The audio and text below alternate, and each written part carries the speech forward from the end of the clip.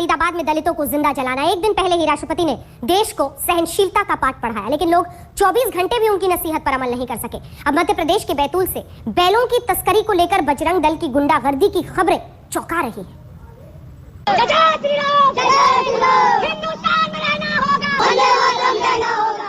मजा नहीं आ रहा है। हम करते हैं प्रबंध।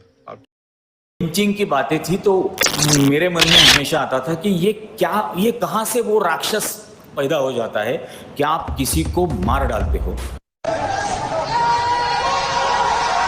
They meant to protect all of India's people, but here the police are seen with Hindus throwing stones towards Muslims.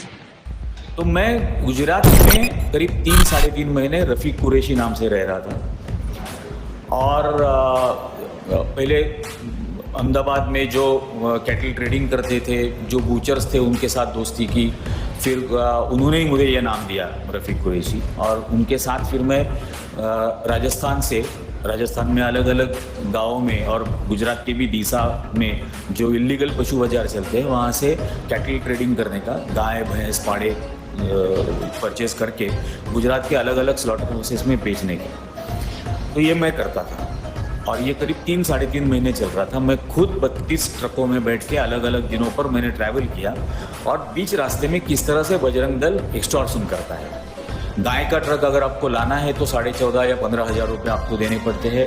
भैंस का ट्रक लाना है तो 6,500 देने पड़ते हैं। पहाड़ों का ट्रक अगर ला रहे हो तो 5,000 रुपये देने पड़ते हैं। और वो पालनपुर में चौधरी नाम के है बजरंग दल के, वो ये पूरा नेटवर्क चलाते हैं। मैं 30-32 ट्रक लाया था और उस दौरान मैं एक बार उनके पास भी गया उनको मिलने के लिए कि मुझे धंधा बढ़ाने का है, आप थोड़ा सा पैसा कम करो। और मैं बाकायदा स्कल कैप पहन के और पठानी ड्रेसेस वगैरह वो पहन के ही मैं घूमता था, रहता था। तो मैं उनके पास चला गया कि आप थोड़ा सा आपका फीस कम करो, मेरे को धंधा बढ़ाने का है। तो बोले कितना करेगा? तो मैं बोला मैं रोज़ 40 ट्रक लेके आऊँगा और मुझे बम्बई तक लेके जाना है। तो उन्होंने मुझे बोला कि नहीं, मेरी जिम्मेदारी गुजरात तक ही है। आपको अगर बम्बई लेके जाना है तो बलसाड़ में बाबूभाई देसाई नाम के दूसरा एक शख्स है हमारा, उसको महाराष्ट्र बॉर्डर क्रॉस करने के लिए अलग से पैसा देना पड़ेगा, उसका रेट अलग है। मेरा बलसाड़ तक का जिम्मेदारी है, तो वो आपको करना पड़ेगा। तो फिर मैंने उनको पूछा कि, और उनका एक रूल है कि चमड़ा उनको देना पड़ता है, मतलब जानवर काटने के बाद मुफ्त में चमड़ा उनको देना है और वो एक्सपोर्ट करते हैं। तो मैं उनको पूछा कि आपके धर्म में तो ये अलाउड नहीं है। तो उन्होंने बोला कि अभी आया है ना, तू बैठ चाय पी। तो मैं उसके सामने बैठ गया। तो उन्होंने बोला कि हाँ हमारे धर्म में अलाउड नहीं है। तो मैं बोला फिर आप ये गाय के चमड़े का व्यापार कैसे करते हो?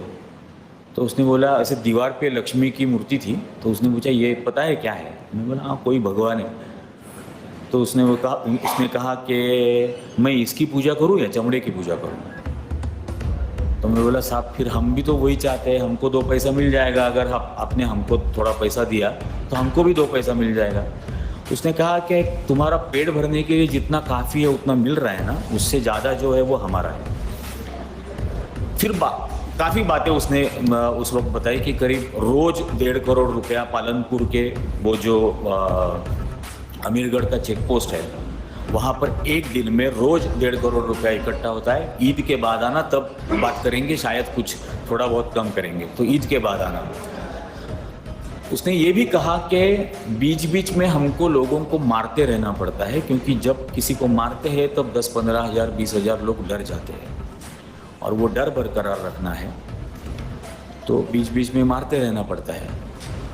तो तू अचानक अलग नंबर के ट्रक में से ट्रैवल मत कर, कहीं फंस जाएगा एक आध दिन। तो बोला क्या करेंगे सर, पेट भरने के लिए तो करना ही पड़ेगा। जब तक जिंदा है तब तक पेट भरना है, तब तक ये करना है। आपने अगर मार ही डाला तो कहाँ पेट भरने की नौबत है?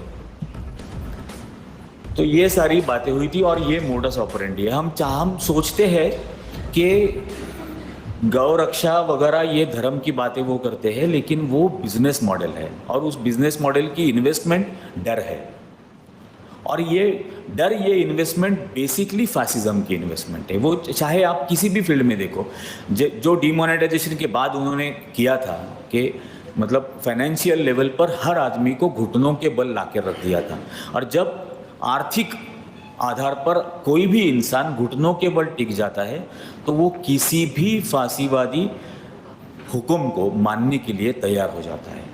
और वही हमने देखा कि उसके बाद क्या क्या हुआ, कुछ नहीं। और एक अर्बन मिडिल क्लास में एक इन्फीरियरिटी कॉम्प्लेक्स होता है। अर्बन मिडिल क्लास को हमेशा ऐसे लगता है कि हम देश के लिए कुछ नहीं कर रहे, हम देश के लिए कुछ नहीं कर रहे। तो उनमें ये वहम पैदा कर दिया कि आप लाइन में खड़ा रह के देश के लिए बहुत कुछ कंट्रीब्यूट कर रहे हो। और वो खड़े हो गए। और वो मतलब खड़े रहने की वजह के को जब हम जैसे लोग क्रिटिसाइज करने लगे तो वो हमको गालियां देने लगे, ये कहकर के बॉर्डर पे देखो जवान कैसे मर रहे हैं, हम 4 घंटे लाइन में खड़े नहीं रह सकते क्या। और ये बेसिकली इसलिए होता है क्योंकि उन्होंने उनका जो इंफीरियरिटी कॉम्प्लेक्स है उसको ट्रीट करने की कोशिश की, उसको एड्रेस करने की कोशिश की। और इसलिए ये पूरा बेवकूफ़ अर्बन मिडिल क्लास उनके पीछे दौड़ रहा था। लेकिन ये जाकर कभी कोई देखता नहीं है कि वाकई में ये क्या हो रहा है, ये किस तरह से हो रहा है। है ना आप सबको? अच्छा मत नहीं पता है, कहाँ पता है?